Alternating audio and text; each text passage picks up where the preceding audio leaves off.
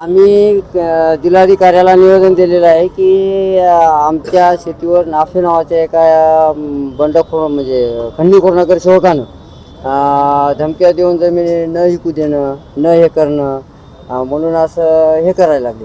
तर मी सांगलीतील शेतकरी असून मी गेल्या वेळेस आमची एक वेळेस फाईट झालेली आहे सर, की मुलाखतीद्वारे त्यांना आम्हाला धमकावलं की या ठिकाणी मुस्लिम समाजाचं आरक्षण आहे आणि ही जमीन तुम्ही कशी काय विकू शकता. तर सर मी सांगू इच्छितो की तिथं कसल्याही प्रकारचं आरक्षण नाही आणि आज मला माझ्या लेकरा बाळाच्या शिक्षणासाठी म्हणा किंवा वैयक्तिक याच्यासाठी जमीन विकायच्या आहेत. पण तो जमीन विकायची असतील तर 2 कोंडी खंडणी द्या. त्यांची मिसेस नगरसेविका आहे, ती त्या मिसेसच्या नावाखाली तो स्वतःचं पोळी भाजून घ्यायच्या मागं लागला आहे सर.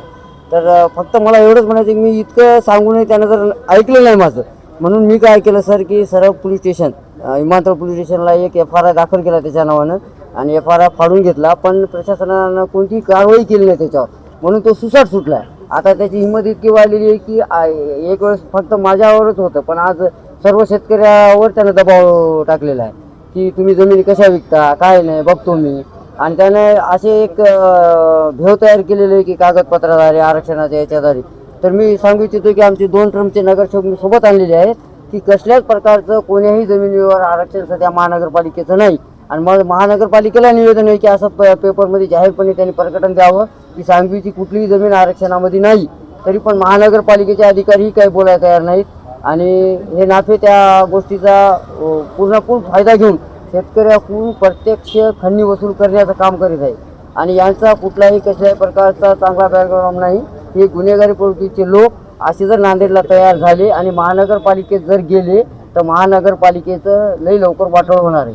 त्यासाठी माझी विनंती आहे महानगरपालिकेला की आपण अगोदर एक पत्र काढून सांगवीवर कसल्याही प्रकारचं कुठलंही आरक्षण महानगरपालिकेचं नाही असं जाहीरपणे महानगरपालिकेनं सांगावं आणि शेतकऱ्यांना एक धीर द्यावा ही माझी कळकळीची महानगरपालिकेला विनंती आहे.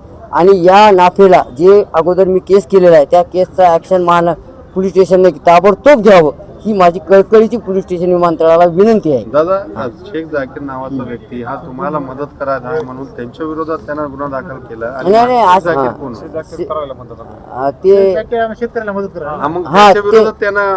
शेख जाकीर नावाचा माणूस आहे, त्याला आमची थोडी कळकळीनं हे वाटली यांच्या मागं कोणी नाही, तर तो आमच्या थोडा आम्हाला मदत करायला लागला. तर त्याला धमक्या द्यायला ती तू आपल्या जाती काय, तो उसको कैसे मदत कर रहा, ऐसा कर रहा वैसा कर रहा म्हणाले.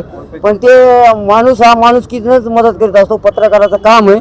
आणि शेख जाकीर त्या पत्रकाराच्या मदतीनं आम्हाला मदत करायला आहे.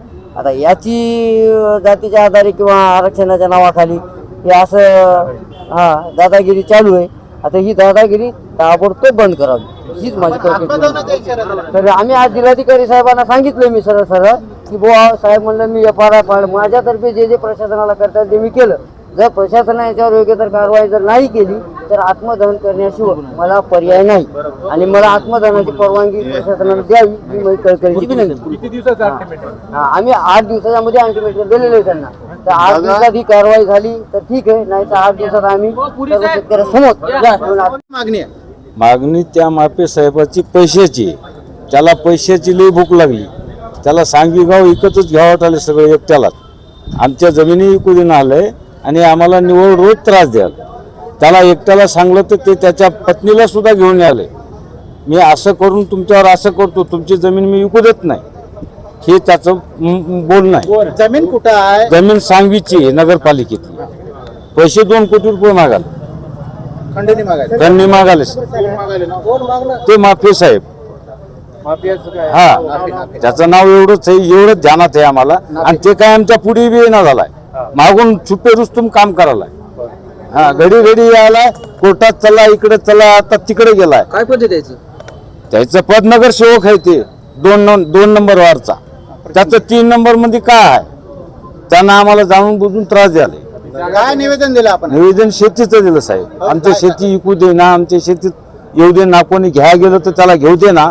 त्याला पैसे मागायला, आम्हाला पैसे मागायला, याला पैसे कुठून द्यावं. आता इच्छा त्यानं आमच्यावर आणखी केस केलाय, पैसे द्या नाही तर तुमची जमीन विकू देणार नाही. शेतकरी बाबाराव पाटलाची गावातली पूर्ण शेती आहे सांगवीची. सांगवी गावाची पूर्ण शेती आहे.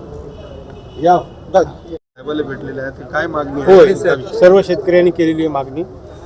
प्रभाग क्रमांक 3 माझे सांगवी गाव मुंगगाव सांगवी आमचं सांगवीमधील जे जुने कष्टकरी शेतकरी खोतकरी जे गोरगरीब शेतकरी जे आहेत आज त्यांच्या मुलाच्या लग्न कार्यासाठी शेती विकणी वगैरे याच्यासाठी उदरवाहासाठी शिक्षणासाठी जे काही आहे तर आजपर्यंत आमच्या सांगवीला कोणतंही आरक्षण नाही आहे.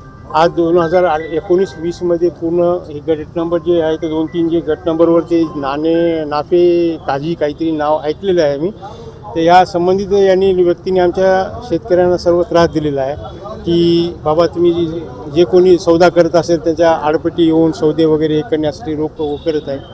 तर यासाठी आम्ही सर्व जिल्हाधिकारी SP साहेबाला व विमानतळ पोलीस स्टेशनला निवेदन देऊन आम्ही शेतकऱ्याच्या हिताची मागणी करत आहोत व त्याच्यावर कठोर कारवाई करण्यात यावी एवढीच मागणी करत आहोत. बस.